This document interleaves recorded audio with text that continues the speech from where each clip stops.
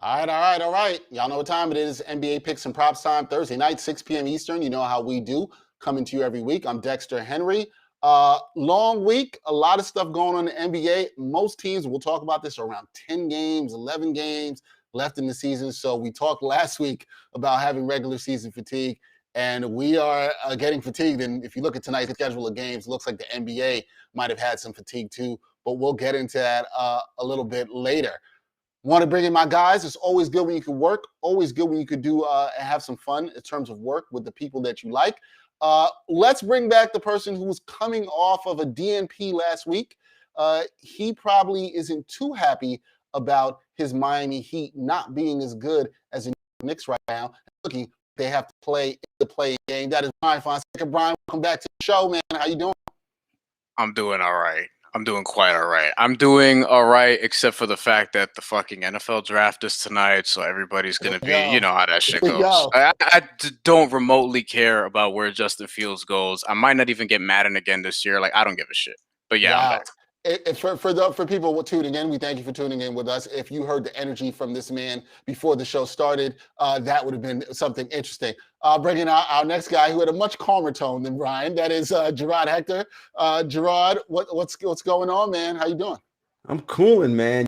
As you know, I don't have the same like angry energy Brian does. I'm good, man. We're geared up for the playoffs. We got about 10, 11 games or so left. I'm just downshifting, getting myself ready, seating myself appropriately so I can get ready for the stretch. Seating yourself appropriately. Got that playoff mindset. And last but not least, I got to bring in my fellow Taurus brother. Shared a birthday with myself this week. My birthday was on Monday. His birthday is today. Happy birthday to our man, Jamal Murphy, the Blackatologist. Murph, what's up, man? Thank you. I'm hanging in there, just getting old. Just blew out my back a couple days ago. Damn. It's real out here. You know what I'm saying? It's real. Yo, man, nothing makes you feel old like trying to do athletic activities that you thought you could do, especially when you're trying to do it with your kids. And Murph and I know that very well. So, yeah, man, I was just kicking the ball around my daughter the other day, and let's just say that the aches came a lot quicker than they used to.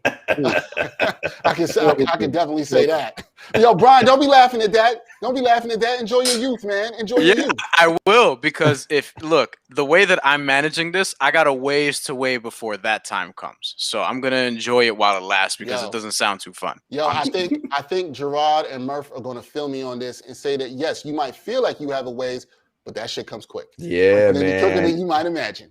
Look! As we established before the show, I would like some things to come quickly. So, let's go. Let's get it popping already. Shit. You're wildin'. All right. Speaking of come quickly, let's get into the first segment.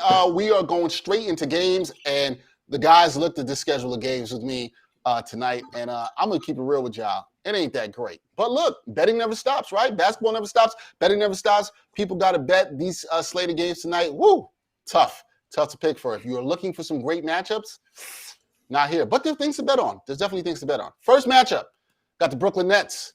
They are 5-point favorites against the Indiana Pacers. The over-under for this game is 240.5.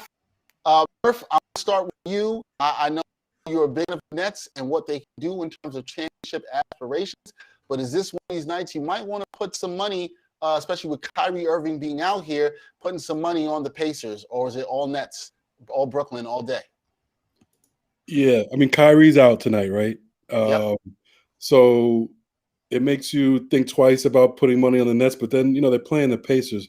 And the Pacers have been, I mean, they're just terrible. I mean, I know I might be taking a little too far calling it terrible, but I mean, when they were under Nate McMillan, they were like a tough-minded defensive team. No matter what their talent situation, it always seemed like, he had them in that 5th, 6th spot of the playoffs. And this isn't the same Indiana Pacers team. I know they've had injuries.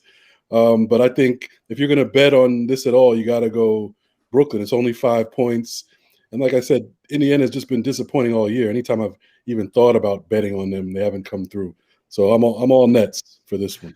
All right, all Nets for this one. Jarod, I'll go with you next because you have been very much on the Brooklyn's offense can't be stopped train here and not worried about the health of the players. Obviously, you said Kyrie out again tonight, but they still got enough to get this done.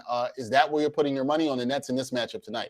Yeah, look, I mean, the Indiana Pacers, they have so many injuries. My guy Domas Sabonis is out, Miles Turner's out. I mean, it's rough for them.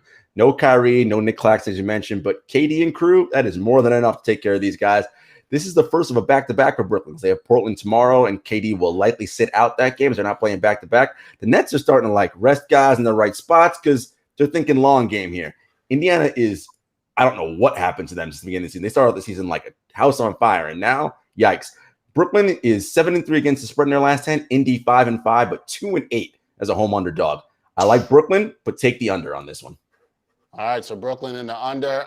Brian, well, what about you? I know this doesn't get your juices flowing as if they were playing your Miami Heat, but you like Brooklyn as well too, or any chance for upset, or the Pacers keeping this close with the spread is only 5? Is this tantalizing for you to take the Pacers? Hell no. I don't know how could you confidently bet the Indiana Pacers tonight? I mean, never mind just all the injuries. Without Domas Sabonis, I don't really know what you're doing. I'm with Jarod. I'm taking the under because I just don't think Indiana's going to get that many points. Otherwise, I'm taking the Nets to cover. But in terms of player props, I'm looking at a Karis LeVert revenge game. I don't think he's played against the Nets since the trade. I think last time he was out. Mm-hmm. And I think, lately he's been playing good. He's averaging 22, 23 points a game over his last 10. Mm-hmm. So, and we know he can ball, and he's going to be able to do that with Domas Sabonis out. And just a lot of the injuries that they've had have been able to expose that. So I'm watching Karis LeVert for some player props, but I don't think Indiana's going to win this game. Although, would I be surprised if the Nets just have a dud, which they do every now and then? No, I wouldn't be surprised at that either. But if you're betting on this game, then you must be some kind of degenerate, because even I would be looking at the NFL draft like, yo, that's why we're here. We are here for those people. We are literally here for even me. I'm like, God damn, son, Nets pace tonight. You know what I mean? Save your money for the playoffs. But all right. All right, bro. I think we have to give props to the supporting cast of the Nets. It's like something, I didn't think anything of them at all. But then you sit back throughout this whole season, the Nets haven't been healthy at all the entire season. And for them to still be in this first place in the East, that really has to say something about the other guys. Like Green, I know Jeff Green's been around a long time, but he's having one of his best seasons. Mm-hmm. Joe Harris, Bruce Brown. Joe Harris has been great. And even you gotta give credit to Nash, but even nobody ever talks about D'Antoni too. He's on the staff. Like if D'Antoni were the head coach of this team, it would be a big deal. That'd be like part of what you talked about when you talk about the Nets. And we don't talk about it now because he's not the head coach, but he's got to be playing. Oh, no doubt. Yeah, Nash hasn't even got a lot of talk in terms of coach of the year. I mean, you gotta give him credit, like you said, Murph, for navigating everything. They've had a ton of injuries. These guys have played 7 games? The big threes played together. So that's really impressive. And I know you, Jarod, and Jamal specifically, you guys feel like, hey, if they come together and they're healthy for the playoffs, it's going to be seamless, and they're not going to really need to do much. I personally would also, I'm kind of with Brian on this. If you're betting on this, I understand why. I'm probably staying away from this game. I don't see how you don't take the Nets. The supporting cast has been good, like Murph just alluded to. I also would bang that under in the 240. Usually we go over with the Nets. We've been talking about that all season long, but I don't trust Indiana to score enough points here. So you got to look at the under there as it goes. All right, our second game. This is another great one, guys. Another great one. One of the all-time great Western Conference matchups. The Golden State Warriors versus the Minnesota Timberwolves. And I believe it was only a few. Yeah, Murph. I believe it was only a few weeks ago. Murph said, I would never bet anything with the Minnesota Timberwolves. Except now here we are talking about the Minnesota Timberwolves. The Warriors are 4-point favorites. The Timberwolves obviously the underdog. Over under in this matchup, 233.5. All right, Murph, I'm gonna start with you then. Again, you love the Timberwolves. The Warriors have been shaky, although Steph has been amazing offensively. They're motivated. They've been playing well. They're still right there in for the play-in chase. Any chance you taking the Wolves with an upset? A little Anthony Edwards special tonight? Any chance of that? No chance. I'm taking that. Not to say I don't think it could happen. I just cannot put money on the Minnesota Timberwolves. They've been playing better lately. I get it, but their record is 19-44. That's the team that you stay away from when you're talking about putting any kind of real money down. Golden State also needs this game. They're fighting for that 10th spot so they can be in the play-in and see what Steph can cook up, in the playoffs if possible. So they need this game. I think they'll take it serious. If I had to pick, this is a stay-away game for me, but if I had to pick, I would take Golden State -4. And I would also go with the over here because neither of these teams plays any defense. You got Steph Curry who can go off. What the Timberwolves do have is they have some offensive talent, so they can put points on the board. So I would go over here, and if I have to pick the line, I'll take Golden State. Taking Golden State. All right, I got to go to our next person we got to go to. Has to be Brian. He's smiling here, which makes me think that he might actually do it. He might actually take the Timberwolves here. Brian, I have a feeling this is where you're going. This might be a little team D'Angelo Russell part for you. What's going on here? Why are you smiling about this matchup? Because the Timberwolves are going to win. That's why. Listen. D'Angelo Russell revenge game. We forget that he was a Golden State Warrior at some point, albeit very briefly. And then, or it could be an Andrew Wiggins revenge game, but I don't think it's going to be enough. I read somewhere, I think it was StatMuse actually, Minnesota's 9-6 with Karl-Anthony Towns and D'Angelo Russell start together this year. It's actually not bad, and this Golden State team has had a lot of shitty losses throughout the season. Taking over, taking Minnesota. Neither team could defend, but I'm taking the Timberwolves to win this outright. Okay, Minnesota 4-1 in their last 5, currently on a 3-game win streak. Murph does not believe they will stay hot at all because he won't bet anything on Minnesota. Jarod, any belief in Minnesota as well? Are you on the Brian Fonseca express train of Minnesota making this 4 in a row?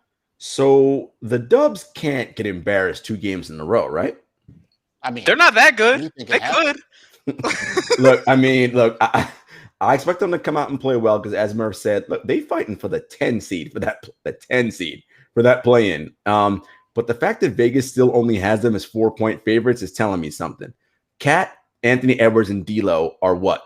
The 2nd, 4th, and 5th best players in that game? I know I'm really disrespecting Andrew Wiggins right now, but you might be right. But I mean, Steph is clearly number 1, Cat's number 2, and then Draymond. Draymond's 3. He's the best defensive player ever. Look, but the problem, Jarod, is that you don't have to go far on the Golden State Warriors depth chart to get to Michael Mulder or whatever that dude's name is. Right. And listen, Michael Mulder, Juan Toscano Anderson, Jordan Poole, all these guys have been playing well. But I just don't know what's going on in Golden State right now. You're getting mixed messages from Kerr from the beginning of the season. We ain't chasing wins out here. It's like, so then what are you doing, bro? If you ain't playing to win, then tank. Like what? And Draymond, I don't get excited about playing for no play-in tournament.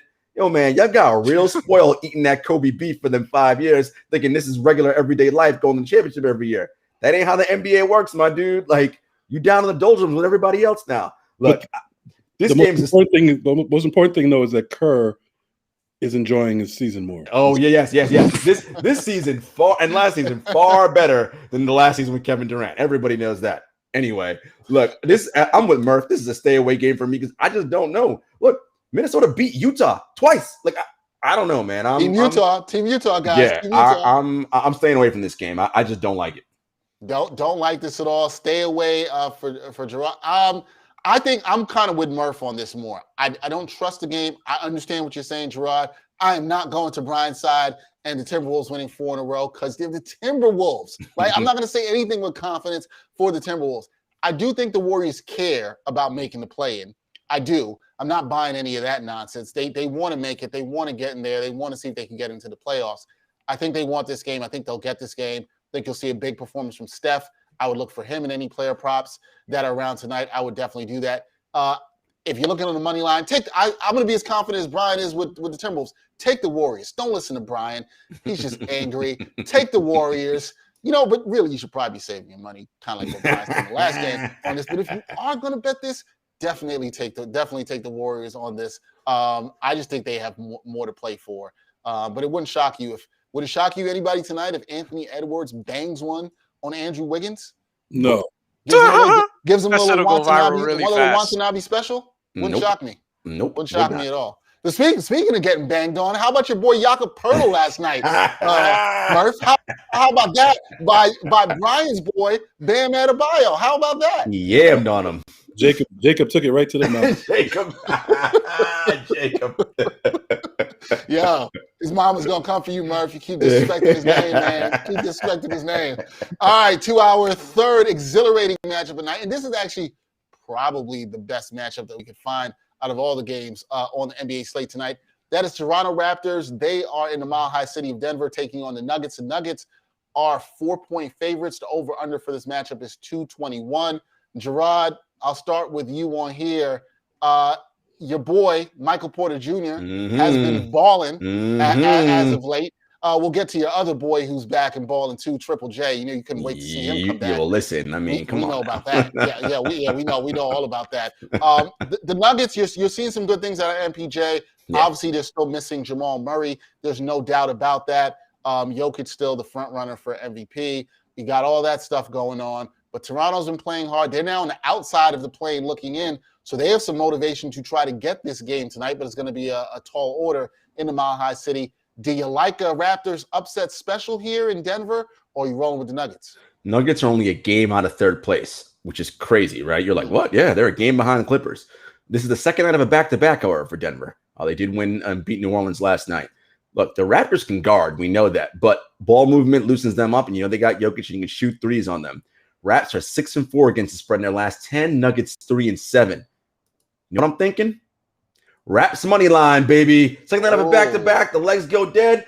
Listen, I'm taking the Raps tonight.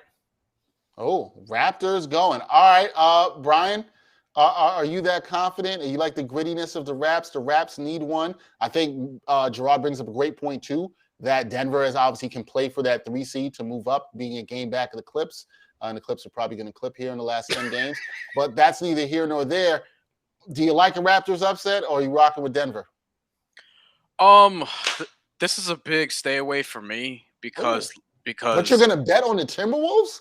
But this is a stay away? This is a big stay away for me because there's too many injuries for me to feel great about either side. Fred VanVleet is out, Will Barton's out. Like, there's a whole bunch of people. Campazzo's playing big minutes and actually playing quite well, but this is just a stay away for me. If I had to really pick, I'd probably go with the Raptors because Denver's on the second of a back-to-back. But I don't feel great about this either way.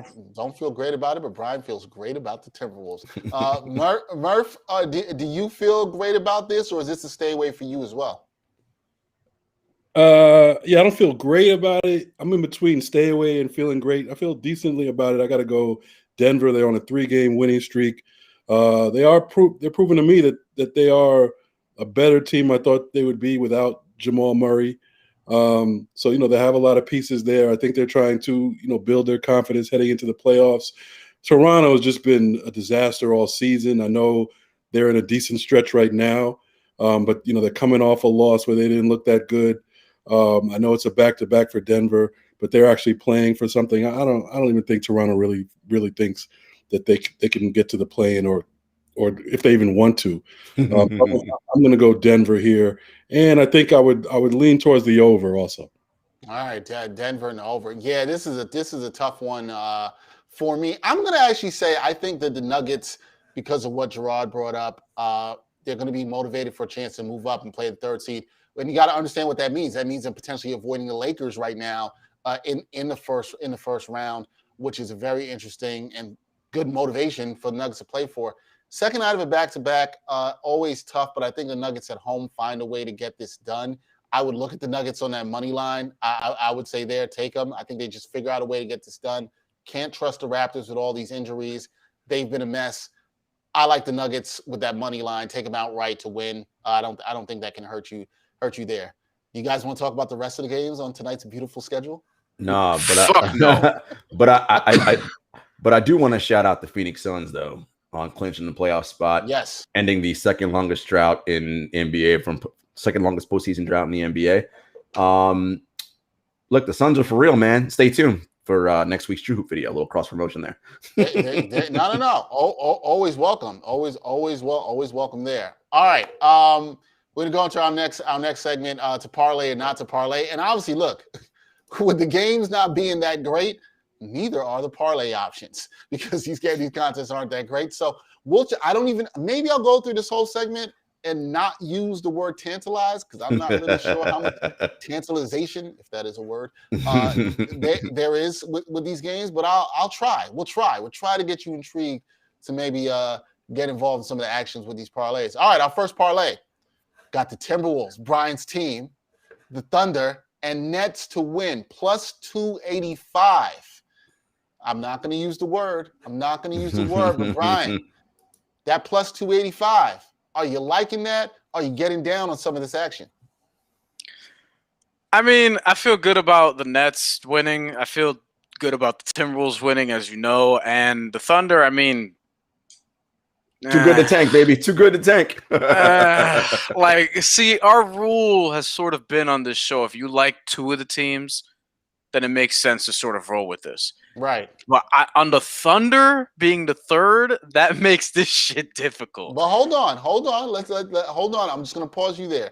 Let's give the people all the information. The Thunder are home hosting Murph Special, New Orleans Pelicans. Oh. And we talked about this last week, Brian. You weren't here. We talked about how the Pelicans can be sometimes. Second night of a back-to-back for New Orleans.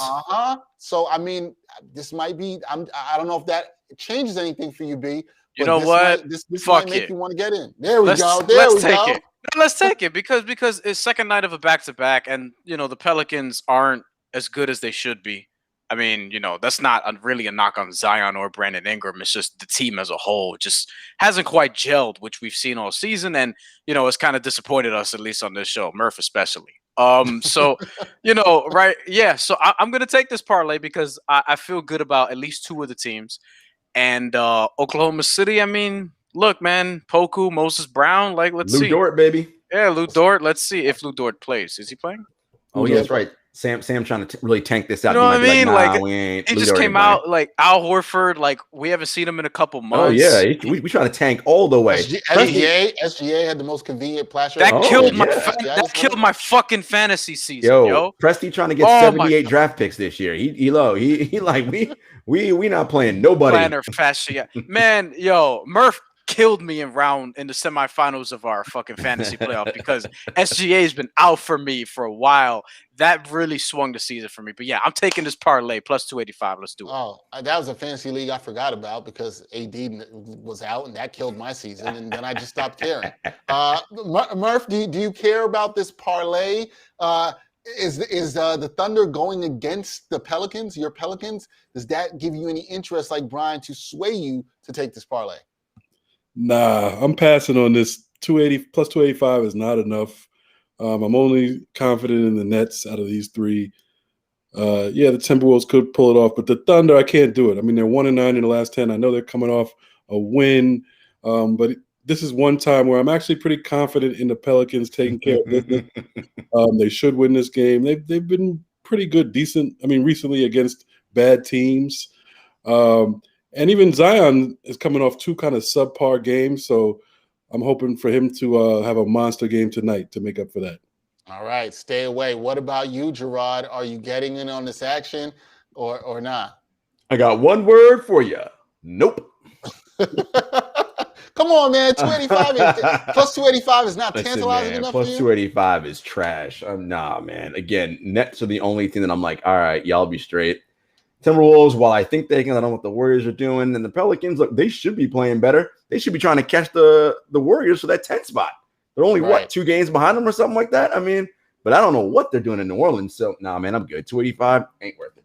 Yep, this is a hard no for me. I'm passing on that. Sorry, I can't do it. I'll tell you what, after this, looking at Brian wanting to take this parlay, he looks like the most degenerate gambler out of all of us. He does. Betting on the Timberwolves, risking it all with the Thunder. Come on, man. That's about to change very dramatically once we get to this next parlay. Okay. Okay. All right. That's a little tease for everybody out there. The next parlay. All right. Nuggets, Rockets, and Pacers to all win plus 615 is the odds here. Anybody in on this? Anybody liking this? I'll start with you, Jarod. Brian's shaking his head no. Getting in this action? I feel like plus 615 is kind of close to that T word that I'm not going to use today, but We'll see. I got 2 words for you. Hell no. That's a hell no. I mean, come on. Like, first of all, anytime you got the Rockets involved in any kind of like, nah, bro. They're like the Timberwolves in that way, right? You're like, y'all are who you are for a reason, right? And we already said the Nets are going to beat the Pacers. So that's 2 teams that I don't trust already. So, nah, we good. Yep. Jarod is on the steez of you were who you were before you got here. Exactly. No doubt. So we're not going to bet on you. Murph, any chance of you being tantalized, there it goes, I used the word, with these odds to take this parlay action? No chance. I mean, the plus 615, yeah, that looks great. But then, like you said, then when you see the Rockets, you're like, if you're picking the Rockets by themselves, they should be about plus 1,000. Especially against a good team. Like they're playing Milwaukee. Like they're not going to win that game. I don't care. All they can do is to cover. Maybe they come within 13. I even doubt that. So no way. Stay away from this one. If you bet on this one, I don't know what to say. Better is not the word. Well, do remember there was one time I did bet on the Rockets to end sure did. which was their 18-game losing streak. That did not bode well for me. So if you heard Jarod say hell no, you could probably realize I'm going to add another word in front of that, and I think you guys know what that might be. Brian, are you in on this? You've been the most degenerate gambler that there is today on the show. I mean, just keep it going, man. Keep it going. Why not get in on this action? As much as I love Jason Tate, the Rockets are not beating the Milwaukee Bucks tonight. Right. That's you could talk Nuggets Raptors. I mean, yeah, we can take the Nuggets there. We can feel fine about that. You can talk me into Pacers over the Nets as injured as they are, just because the Nets sometimes sort of do that. Although I don't think that's going to happen tonight. I think they'll probably win, but win big. But Rockets Bucks is where I draw the damn line, yo. I'm looking at this game. I'm like, yo, the Rocket. I've seen maybe 6 minutes of Houston Rockets basketball this season, and that was 6 enough. Six too much for you. None of it was outside of some Jason Tate game film highlights sort of stuff, because I do like Jason Tate on that team, and I like Christian Wood also. Sure, but yeah. I mean, look, I got nothing else. Like, I got nothing else for you, honestly. Yeah, I don't think there's because I'm thinking about we should provide analysis here, and it's like, no, save your money, don't bet on the Houston Rockets. That's it. Next segment is gonna be better. That's all I can tell you. No doubt. All right, we got one more parlay for you. It was a player prop we got for you guys to add in here. Draymond Green over 9.5 assists, minus 141 are the odds on this one. So if you're interested in a player prop. We had somebody who was looking for one that was around the Warriors earlier. I saw that in the comments. This might be of intrigue to you. Somebody's looking for one in the Nets game too. Do you like this at all, guys? Draymond, who I believe Steph recently called one of the best passers ever. He just dropped, what do you have, 11 guys? Look at Murph had that eye roll. Murph was like, come on, Murph. He's also the best defender. One of the best passers ever. He's also one of the best defenders of all time. Put some respect on his name. Murph, you know what? To hell with it. Let's start with you. Seems like you're loving Draymond Green so much. Any reason to get down on this player prop of Draymond Green getting over 9.5 assists? He's got to get 10. Draymond Green getting 10 plus assists tonight. Do you see that happening? No, I'm just gonna hate on this one just based on that Steph comment.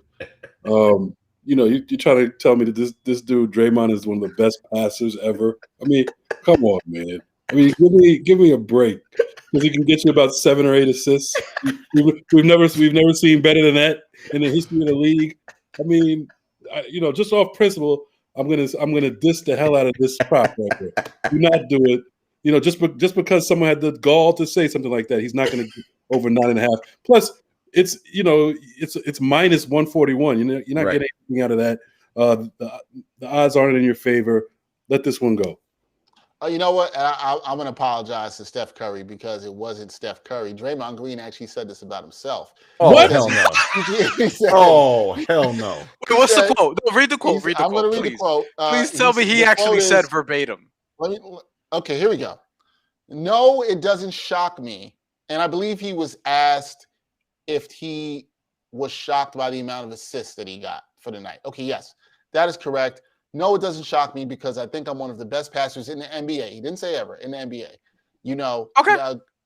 So it doesn't necessarily shock me. And saying that, to be up there with all point guards is incredible. And Joker, because he passes better than just about anybody who plays a game of basketball. So to be up there with those guys, it means a lot. To be at the top of something in this league is always great. Okay, so he's talking about his performance this year in terms of passing, which he is up there. He didn't say he was the best of all time. Okay, fine. I apologize if we had to make Murph give him the Jakob Poeltl energy, but it is what it is. He's not didn't say his best. You know what does that mean? I'm one of the best passers in the game. What? How many? How many we talking? 30, 40, 50? Right. I'll give him top.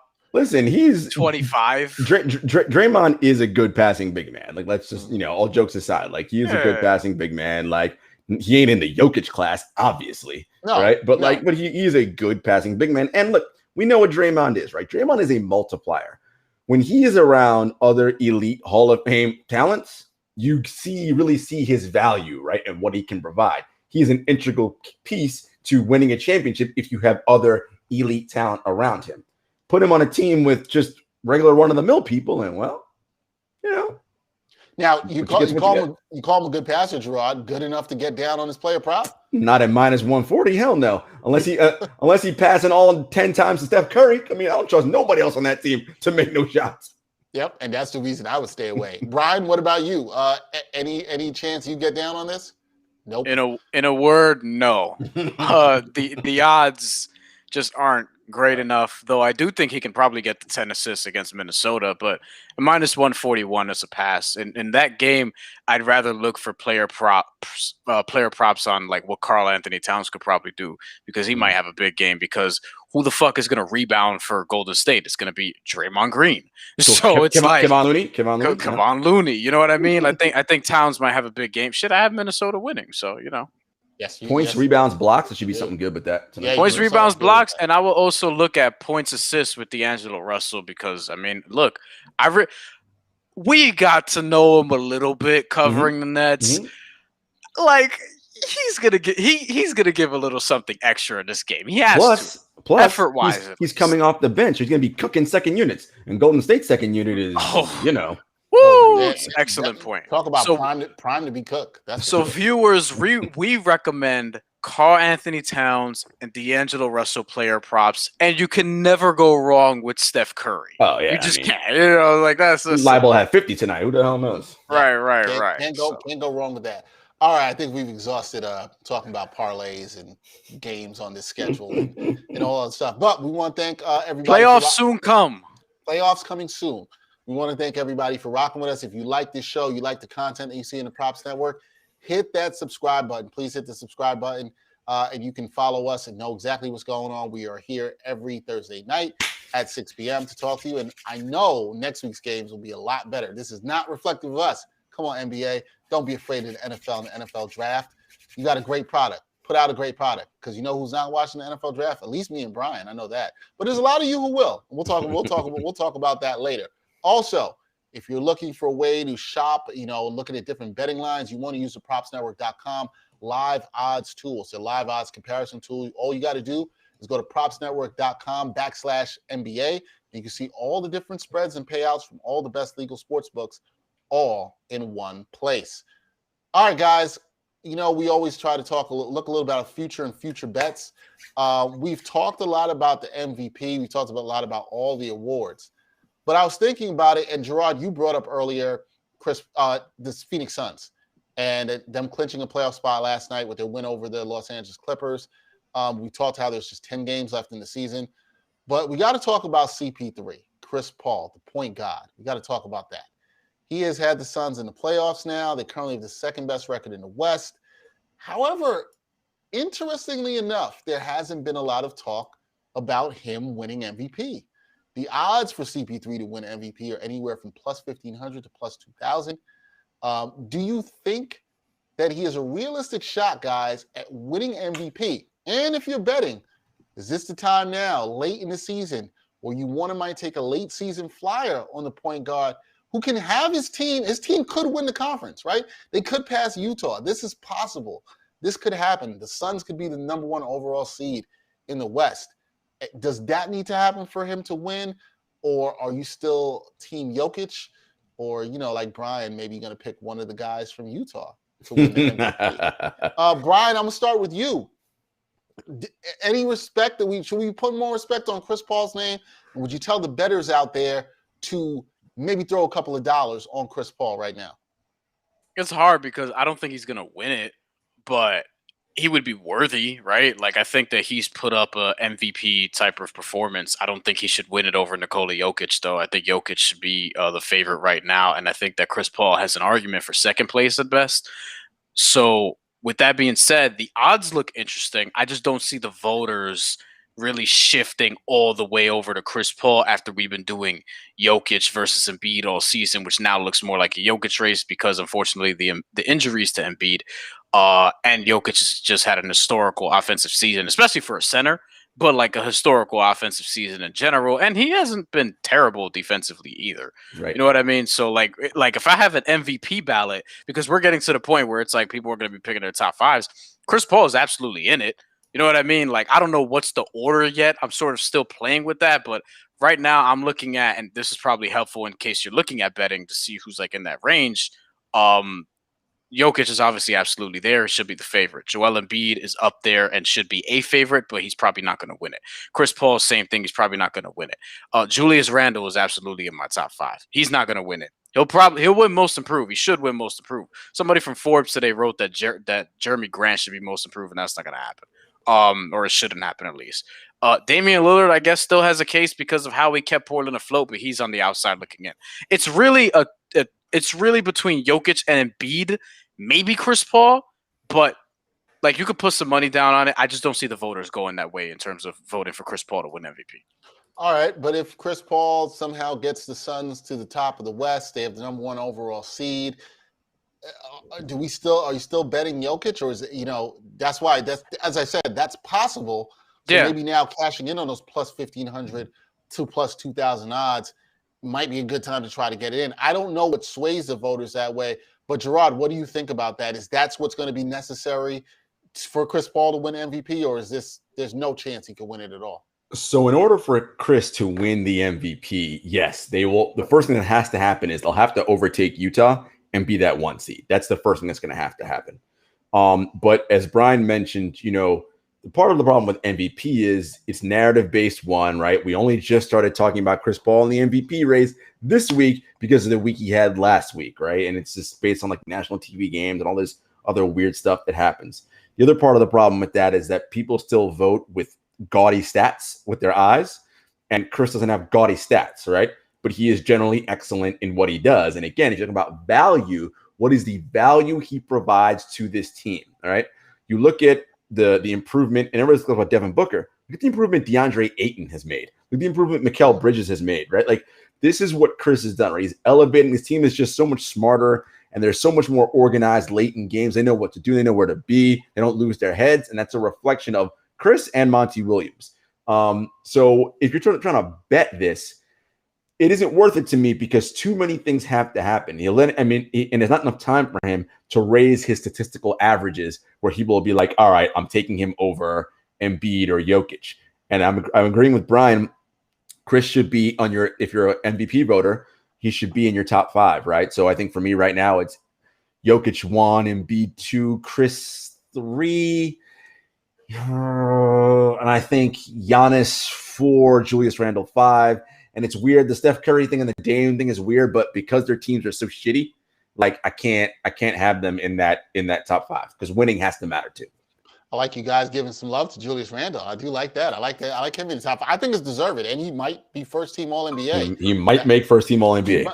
Just might do that. Murph, are you in on this at all to maybe throw some dollars at Chris Paul winning this? This is for our degenerate gambler friends out there that we're trying to help. Would you do this? The odds at plus 1,500 to plus 2,000, tantalizing enough for you to get in on the Chris Paul action? No, it's not. It's not going to happen. I'm even like a little tired of all this the Chris Paul love. Damn, we gotta hate on the point guard, man. Damn. He's a great player. He's been a great player for a long time. What? Talk about gaudy stats. I mean, the dude's averaging like 16 and 8. with the 16-9. You know, we're talking about he's the MVP. Booker wasn't like Booker's not there. Like you know, he's the reason for Ayton and Bridges improving. These are young dudes who are going to improve. But he is helping that. I mean, I agree. I'll give you he's helping them. But I'm just hearing this every time I watch the Suns game now. Everyone wants to talk about Chris Paul, the MVP. Get out of it. Didn't they win? Go undefeated in the bubble, so they had a little momentum. It's not like they were terrible in last place. You stuck Chris Paul in there, and now all of a sudden they're the top in the West. Like he's very good. Is he? Let me ask you guys a question. Is he first team All NBA? No.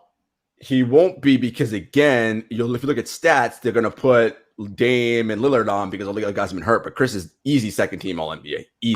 I would put him first team All NBA. And because I value winning more, I would bump him up ahead of Steph and Dame. But the reason why you can't is because Steph and Dame's talking about gaudy. Their numbers are gaudy. And it's hard to keep those guys off because they're just so explosive. But I hear what you're saying. I know that, Murph. I know that you're not coming at the impact of Chris Paul, but I just have to. It has to be noted. I'm coming at it a little bit. A little bit. So let me then say this, and I think it has to be noted. Look, man, if Chris Paul was next to your boy Jakob Poeltl, he might look a lot better too. I'm just saying, man. I'm just saying he's got an impact, and he might do something. He might not have got yammed on last night by Bam Adebayo. Yeah, Chris would have been like, "Yo, Bam, Jakob, you don't want to go with that angle. He's gonna dunk on you. No, come this way. You good?" I'm just saying.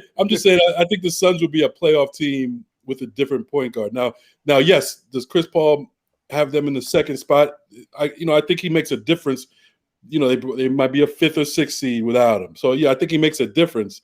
But I'm just not buying into the whole like he's the savior. You know what I'm saying, of the Phoenix franchise. I'm not buying it. I think, one of the things about Chris is I think as time goes on, he's getting criminally underrated.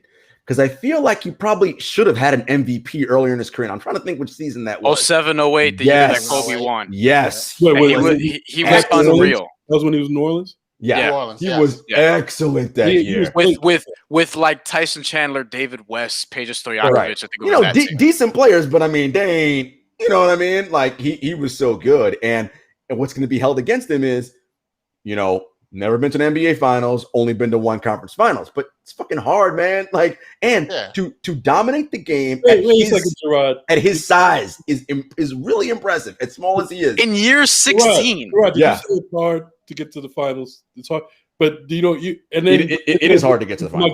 You don't give my guy Giannis any slack. No. I'm gonna give Giannis. I like to hate on him because you like him so much. That's why I kill him.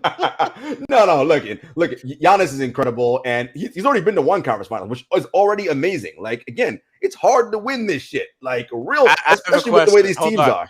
How many conference finals Jakob Poeltl's been to? No. I have a messier question than that. Okay. Over the course of his career, how many teammates has Chris Paul had better than Chris Middleton? Damn. Oh shit. So wait, is peak Blake better than peak Chris Middleton? Definitely Harden. Yeah, he had Harden 1 year. He had Harden 1 year. Harden is 1 year. 2 years. Harden's one. Booker's another one. Wait. You think Book right now is better than Chris Middleton peak? Book ain't even at his peak yet. And he's I guess that's what I'm saying is that I do.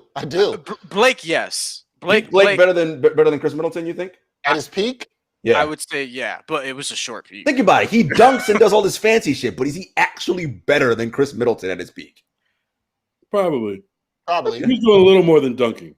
Is Chris Middleton? He wasn't as good of a playmaker as he became. Is Chris Middleton better? Is Chris Middleton's peak right now better than David West in that 07-08 season? Yes. Probably. Yes. See, the thing about Chris Middleton is that it's his fucking face, and people just think that he doesn't look like a star. You gotta kill I'm telling you. I'm telling you, it's face. That's worse than the hate to Jakob Poeltl. Like, you gotta kill this dude's face. I mean, the big one. Some people make fun of the way Landry Shamet looks. You know what I mean? Landry's been playing well, by the way. He is a weird looking dude. The question you got to ask yourself is: if David Stern didn't nix that Chris Paul to the Lakers trade, would Chris have already had a title by now? Yes. Yeah. Yes. I'll give him a title before. But the point is that Chris Paul, like throughout the course of his career, he also hasn't had that many like awesome teammates. You know what I mean? Agree. Like I agree with that. Like he just hasn't. Like even that New Orleans team, like Tyson Chandler.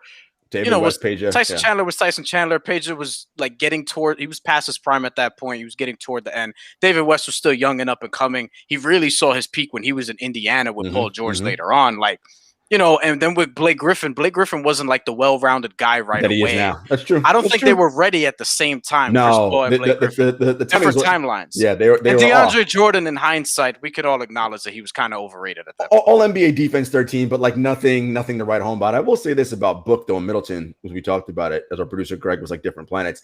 I do think Book, who's not near his peak yet offensively. His peak offensively will be better than Chris Middleton. Absolutely. But I don't think he'll be the defender that Chris Middleton is. And I think he hasn't shown it thus far, at least. And I think we keep underrating Chris Middleton. Like Chris Middleton's good. It's because he's good. He's steady. He's boring. He's like Allen Houston. You know what I mean? He's like Allen Houston, except people he's don't. Boring as hell. He just but you know what I mean? Like he has a funny smile, receding hairline. Like people don't think he's a star. He's a great fucking player. He's a great player, yo. According to Brian, people don't like his face, right? Like this is just it. This is something I've seen people say that he has a weird face on like comment sections and stuff. And then I saw it in 2K once on this photo, and I was like, "Yo, you know what? You look funny." I'm like, so this is why people be killing him, and because his game is boring, you can't remember a memorable moment. But Chris Middleton's nice. What are you gonna say, Murph? You gonna ask about somebody? Oh, is Middleton all? I mean, we're talking about how great he is. Is he all NBA? No. He had a case last year. All-Star, yes. He had a case. He had an All-NBA case last year. Yeah, he did have an All-NBA case. Booker's got an All-NBA case this year. He does. Booker's got an All-NBA case. Too many guards, though. It's harder. Yeah, too many guards this year. Middleton wants to be treated like he needs to go carry his boy Giannis to the damn finals. Show me how good you are. Giannis can't hit a J. You go hit all the J's. Yo, hit all the J's. Word. Here's the thing. In the playoffs, Middleton has some, like me and Jarod were talking about this. He has some games in the playoffs. But do you trust him? He played better against the Heat than Giannis did. For the most part. But do you trust him to close out a team in a series? None of y'all trust Chris Middleton like that. When did this turn into like shit on the Bucks? Like, why are we all killing the Bucks now? Yeah. While I'm trying to see, I'm still considering whether or not I'm going to pick the Bucks to win the NBA championship or get to the finals. You know damn well. I don't trust anybody yet. We'll talk next month. I don't know. No, next week we're probably talking about that. You don't trust anybody. We know you don't trust anybody yet. All right, so nobody's in on putting money on CP3 for MVP. No, but honestly, all kidding aside, like shouts to the point guard, one of the great players of this era and generation. Obviously, first ballot Hall of Famer. And I think over time you look back and be like, damn, homie was good, like real good. Yeah. No doubt. One of my favorite point guards ever. No doubt about that. All right, guys, last segment of the night. You know what it is. Keep it 100. Brian is back, so there's absolutely going to be some violence involved here. You know how we do. You have $100 to spend. You can spend it on any way that you like. As long as it's around betting, gambling, you can do that. However you choose to spend it. Jarod, I'll start with you. How are you spending your 100 tonight? All right, Put it all on the Timberwolves, man. All on the Timberwolves. Let's go. You know what, Brian? You got me hyped on the Timberwolves. I'm gonna go $25 on the Timberwolves money line. Why not? What the hell? Wow. Throw it out there. Okay. Listen, I got cash to burn. We good. I'm gonna go 25 also on the Raptors money line. As I mentioned earlier, I like them outright in that game. Someone asked for a Nets player prop. Joe Harris to make the first basket and Nets to win is plus 900. I'm going $25 on that. And I'm doing a futures bet. Get ready for this one, guys. Hold on to your seats. $25 at plus 700 for the Phoenix Suns to win the Western Conference. Wow. That's some good odds right there. $725, pretty tantalizing. Can't go wrong there. All right, Murph, what you got tonight for your Keep It 100?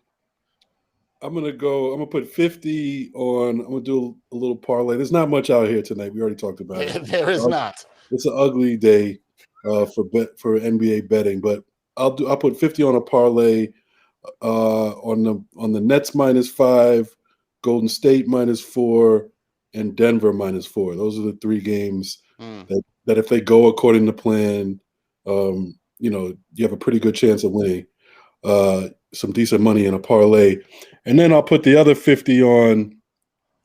This is a futures bet also, so hold tight for this one. $50, and we're going to go to the NFL draft now. $50.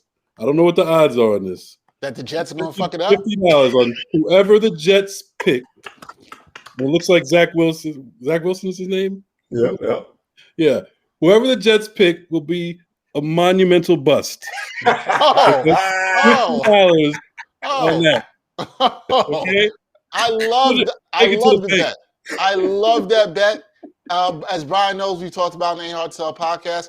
I got off of that train, or as Bomani Jones would say, off that narcotic. I got off of that. I think the Jets will find a way to screw it up. I have no idea how anybody in the NFL draft has Justin Fields not going number 2. I mean, we kind of know why. We know why. Come on, guys. Justin Fields all of a sudden isn't the second best quarterback. Mac Jones, baby. Man, Mac Jones, Justin Wilson talk. I know Brian is like, I don't give a damn about this NFL draft. I understand that, but like, I'll tell you what. I like Murph's bet though. I think that I don't know what the odds on that are. That's smart money. That sounds like smart money to me. That is $50 well spent. I like it better than betting on some of these NBA games tonight. All right, Brian, how are you spending your $100, and what form of violence shall we see tonight? $50 on the Timberwolves beating the Golden State Warriors. Woo! We're 50 in on it. Wow. Love it. 5-0. We're gonna go $39 because I want to save 10 over for another bet. We're gonna go $39 on that plus 285 that we talked about with OKC, Minnesota, and Brooklyn winning tonight. Also, we're gonna go $10 on this weekend Andy Ruiz Jr. versus Chris Arreola. That is a heavyweight boxing match. There's the violence, guys. Two Mexican heavyweights, and this is going to be a war. I'm actually going to put $10 on a draw because it's plus 2,500. Because the odds are just really good for a draw. Chris Arreola is a heavy underdog, but Andy Ruiz Jr., big favorite, had the Anthony Joshua knockout 2 years ago and is refocused, he says. And the $1 violence bet will be, I'm going to go double technicals. I'm going to go back to the Minnesota game. It's got to be D'Angelo Russell and Steph Curry. Like, it has to be. It has to be. Why not? Why not? Steph Curry's been barking this year. You know what I mean? Like, he barks at a... Have you noticed, Brian? Steph got swole in the offseason, man. Like, he's put on some weight and gotten stronger. Dudes try to muscle him, coming to the rim, and he's like, he starts putting his hands up like, you don't want these hands, son. Like, I have noticed that on his drives. Yeah, when he gets hacked, yeah. He's not getting knocked off the ball like that. And it's important to do because he's 33 now at this point. So yeah, he's got to put on that muscle and just stay for a long period of time. Brian here for this light skin on light skin violence. I see what you're doing there. My man Juan Toscano Anderson's gonna break it up. You know what I'm saying? I mean, he looks like he could fight. JT looks like you don't want no parts of that. Look. He an Afro Mexican from Oakland. Come on, son. Come on. You already know what time it is? You already know what time it is. All right. For me, he had to get in the NBA the hard way. I think he was undrafted too. I ain't fighting somebody that was undrafted. Oh hell no. Not trying to go back off. I had to earn my spot. Yeah. All right. I think for me, I'm just going with 2 bets tonight, man. I'm putting 50 on the Warriors on that money line for them to win outright. And look, man, Murph put the battery in my back on this one. Give me that 50 on the Jets to mess up their draft again. And then the person's going to be a bust. No doubt, guarantee, take it to the bank. I mean, what do you think I was going to do, put 50 on the Timberwolves? I bet there's a betting house that'll take that bet too. There's got to be. Yeah. There's got to be somewhere that'll take that bet. And again, I don't do that Jet stuff anymore. But if you are, and you're hoping that this guy's going to turn around into something, because they ain't going to. Now, here's the thing. If they take Justin Fields, who I think is actually going to be good, then I'll feel bad about that because I don't think he's going to be a bust. But then the only thing is, as Murph says, he's going to the Jets. Yeah, So they're going to find a way to mess him up. And don't get Brian started on messing up quarterbacks with the Jets, because he'll tell you about that. He'll get into that all day. Tell you about Geno Smith. Listen. Look, you got him started. Listen, I'm just telling you, one day, me and Geno Smith are going to have a nice conversation about this, because I have a lot of theories that I think he'll be able to confirm. Oh, yeah. You're probably right, too. Yo, we got a couple of minutes. I'm just curious, because you got this Chris Paul thought in my mind. Yes. Like, looking historically, if you take away, and I know this is a big if, but just go with the exercise. Mm-hmm. If you take away Zeke's 2 back-to-back titles with the Pistons, what's the difference between Chris Paul and Isaiah Thomas? 2 titles. No, but that'd be if you take it away. Right? It's the titles, right? Yeah, I mean, he was a very big part of those titles. Oh, I'm not saying he wasn't. I'm not saying he wasn't. I mean, he had a great team with him too, right? Like, I mean, that was a squad. But Jarod, he was the man. No doubt. Jarod, are you really? Because Zeke was a better offensive player than Chris Paul ever was. Chris Paul's a better floor. Now, do you think that it's because that's how Chris has to play, or can Chris, if he has to, drop 30? I can do that. No, not anymore. And not even when he was in New Orleans. That's why when you bring up that New Orleans season, that's when he showed out to me like, oh wow, this kid, he could drop 40 on you. Yeah, like, he's good. He wasn't just but to me, he only had like a really quick window of like 2 or 3 years where he could really do that. Of elite scoring. Yeah, of elite scoring. But he also did it in an NBA that isn't as offensively friendly as it is now, which leads me to believe, like, I think if he wanted to average 20 points a game even now, probably could. If he wanted to, I think so. Here's the I think is interesting. He will end his career very soon as the only player thus far to have 20,000 career points and 10,000 career assists. Nobody else has that. That's to be able to score at that level, 20,000 points and dish out 10. That is because even the great John Stockton, as many assists as he has, whatever it is, 14,000, whatever that number is, ain't nowhere near 20,000 points. It's mildly surprising that not only John Stockton, but that Steve Nash didn't get it. Although he had a late start to becoming Steve Nash. Right. You know what I mean? It took a while. Jarod, let's just flat out ask it. Are you trying? I don't say you're trying to imply, but do you think Chris Paul's better than Isaiah Thomas? First of all, I think one of the things we need to stop doing is comparing eras, because it's too hard now, right? The basketball is so you know different. What this is, though, Jarod? This is my Steph Curry, Damian Lillard thing. Which you can compare those guys to the same era, right? But it's just so difficult, and we wait. And I'm not saying we shouldn't, but we weight titles so heavily. And when you really go back and look, it's like, man, if not for one bounce here or one thing here, motherfucker, you would have had a title too. So if the Rockets win that year, and because they would have won the championship, and he has that one title, what's good? What are we saying about Chris Paul now? Yeah, it would have changed the narrative, right? And that's the thing. For Harden too, by the way, right? And it's just so crazy how one little thing that really is that makes such a huge difference. Yeah, but they both played a role in that happening. So Isaiah, no doubt, plays a role in those two. And you talk about Chris Paul kind of dumbing down his game to help teammates get involved, that type of thing. Isaiah did the same thing. No doubt. When those two weren't gaudy anymore. When they were winning championships, he reined himself in. He wasn't dropping 40 anymore. He's someone who's also criminally underrated, and that also goes that goes to some of the bad stuff he's done off the court. We won't get into that, but one of the great point guards in the history of this game for sure. No, I definitely agree with that. I guess one other thing before we go, we spoke about this a couple of weeks ago. I think, Murph, this might have been the week you were out, but are we getting more excited about the play-in tournament? Have we seen the value of these teams from 7 to 10? Because there have been, except for tonight, there have been games and matchups that have been really interesting that normally we wouldn't get this late into the season. Except for tonight, we're talking about Warriors. It stopped tanking, right? Because think about it. The Wizards would have been done tanking already at this point, but they're trying to win now. And let's be real. I don't think they're going to beat a 1 seed. Right. But you don't want to see Bradley Beal and Russ in round 1. That's just it's going to make it more difficult than it has to be, right? It's just like, I want to see Westbrook versus Durant in round 1. I absolutely do.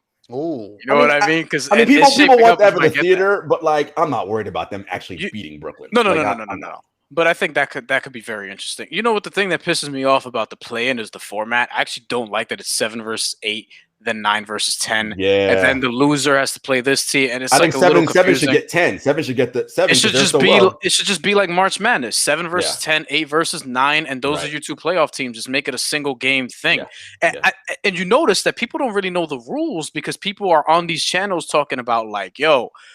This team is going to face this team, and it's a one-game thing. And it's like, no, I think that's why they like recently we just saw there was a story out about like, yo, these are the play-in rules that came out. I think it was even from the NBA because I don't think people fully grasp it because you're looking at the way it should be conventionally. It should be 7 versus 10, 8 versus 9. We keep it moving. But no, it's like a whole complicated thing where you're playing multiple games. I don't think it's that complicated though, right? Like it's. If you finish 9 or 10, it's a single elimination situation for you. If you finish 7 or 8, it's double, right? Like, I think they're still. What I like about it is it does still reward the teams for finishing in the top 8. Like your reward is the fact that it takes 2 chances for you to lose to get out, right? So I do think there's something to that's valued instead of it just being one thing. I wouldn't be fine. I wouldn't be mad if they went 7, 10, 8, 9. It wouldn't make me mad. I think once people see it for a year, they'll get used to it, and it'll be fine. Now, if you guys notice something, we haven't heard the Dallas Mavericks say shit about... Because we 6 now, baby. We 6. Now that they're 6. They're all good with it, which is corny.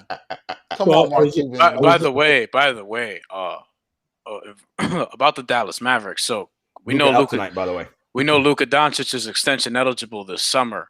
I'm just curious as to how long they're going to do the Luka, Kristaps Porzingis, and a bunch of role players thing. I'm not saying they need to trade Porzingis or anything like that, but they're going to, like, Luka's getting his extension, and we don't even need to talk about how much it's going to be because we know it's going to be a max contract.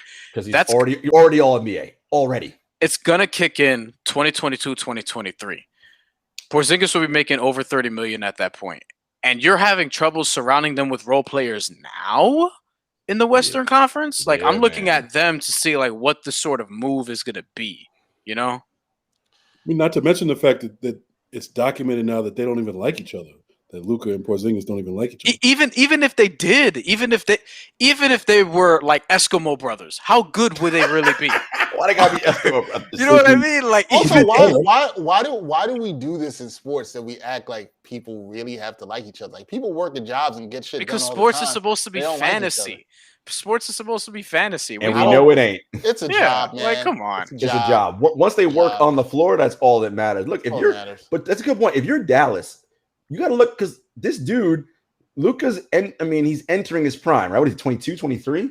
22. I mean, and realistically, how much better is it? How much better is he? Well, that's the thing because he's already played so many years as a pro, right? Like, I don't know. He doesn't seem like he's a gym rat in terms of body, not in terms of skill work, in terms of getting into like the gym and like sculpting himself and like doing all the things to make you a better. That doesn't seem like what he does. He doesn't clearly need it to be as good as he is. Who else you putting around him? All right, I think that's a fine one too. But Tim Hardaway Jr., Dorian Finney-Smith, Maxi Kleber, Dwight Powell. I mean, by the way, they also have a lot of those dudes under contract next year, which makes this even more interesting. Like Dwight Powell got like a decent sized contract, and he's not really a critical player for them this year. They got to draft well, is what they got to do. But the problem is when you win the playoffs, you're picking late in the first round every year. It's like. The other problem is they got picks going to the Knicks. That's the other that's the other problem. There's that. This year's pick going to the Knicks. So, that's another problem. They're Jalen Brunson, 6th man of the year, though, probably. Probably we spoke about that. We spoke about that the other week before. So Joe Ingles. We'll see. Get my man Bobby Portis on the goddamn ballot. Please. Bobby Portis, by the way, shooting 45% from 3 this year. Yes. What about this? In Milwaukee, Bobby Portis, but aside from Chris Middleton, might be, and Drew Holiday, your 3rd most reliable jump shooter. Notice I didn't mention Giannis yet. Yeah, notice we didn't mention Giannis. It's true, though. Which is a problem. And we should also mention that I'm not necessarily sure that, Brian would like Bobby Portis as much if he hadn't punched somebody in the face. Oh, yeah, that's why Brian. No. I legitimately liked his game. And because he punched Mirotic in the face that time. No. I legitimately liked this game when he was in college. If Pirtle punched somebody in the face, you would love him. Oh, that's your man. No, but here's the thing. It's not about just punching somebody in the face. It's also like It's about like the actual incident and what happens or whatever. Because if you're just a hothead just punching people in the face, that's not cool. But like when Marcus Smart hit the fan that called him the N-word, we all Marcus Smart. I'll so team Marcus Smart in that. And the thing with Mirotic, and I like Mirotic as a player, but he's in Spain right now. And like nobody really backed him up on the Bobby Portis incident. They were kind of like, yo, Bobby punched him or whatever. But hey, I mean, we want to keep him and we traded Mirotic. And then Mirotic ended up somewhere else, and it told you how people felt about that. So I think he gets miscast as this angry hothead or whatever because he punched Mirotic, got suspended, and he has those eyes that people keep Googling about. He has the crazy eyes. Like, He has the crazy eyes. But he's a good player. Tells you a lot about them, man. He's a good player, perfect to be like. No, he is angry. He's a good player, perfect to be like the 7th or 8th man on a good team, which we're seeing now is a 6th man pretty much. And he's a good backup big. Could you imagine Bobby in the playoffs? Because it's going to get it's going to get physical in the playoffs, right? Is Embiid going to do something to get him fired up, and then he gets himself tossed and suspended? Oh, but if I'm Bobby, I want that. I'm trying to be the enforcer at that point. I'm trying to be Ty Domi. You know what I'm saying? Of course. He went NHL on me. Went to NHL references. Yeah, I've been watching some hockey fights lately. This is what Brian. Of course you were. This is what Brian wants. This is the person on our podcast once asked me, "Do you ever just walk around and think about?" I might punch that person in the face. The answer is no. No, I don't think about that. But like, I don't get that. Like, never. Like during COVID, I ain't violent like you. Because we ain't violent like you. Y'all haven't played enough GTA in y'all life. Yeah, exactly. We have not. We haven't because you have the prerequisite to play GTA. All right, that's it for this edition. Speaking of, wait till you see the cover of my fiction story. You think that I'm GTA influenced now? Wait till you see that. I've seen it already. He's got all the influence there. I'm sure. He's got all the influence there. All right, that's it for this edition of NBA Picks and Props. We will be back next Thursday at 6 p.m. Thanks to everybody for rocking with us. And we'll see you back next week. Be sure to check out work from Jamal Murphy. Check that out on Undefeated. And the people who are biting his articles, shame on you. Ain't no need for that. We're going to call that out right here, right now. No. Ain't no need for that. Say that again. Say that again, Murph. Say it louder for the people. I said they tripping over at the Athletic. I don't know what's going on over there. Acting like Murph didn't have that story first on the black coaches. Come on, like just had no shame. It was the pictures, even the way it was laid out. The pictures, they had a chart like my shit. Biting. Come on, man, just biting, man. Like we don't have that. Check out Jarod Hector, his work on 7 Footers Podcast. Also on True Hoop, had some good pieces about what the good video piece recently about what the Knicks should do next. Check out that. Brian's got some good stuff. A couple of articles coming out tomorrow with a new thing. So check out his work there as well, and check him out on A Hard Sell Podcast. Check me out wherever you can check me out on this show. That is it. As I said again for this episode, shout out to our producer Greg for giving us all the information and keeping it rocking for us. We will see you guys next week on NBA Picks and Props. Until then, y'all, peace.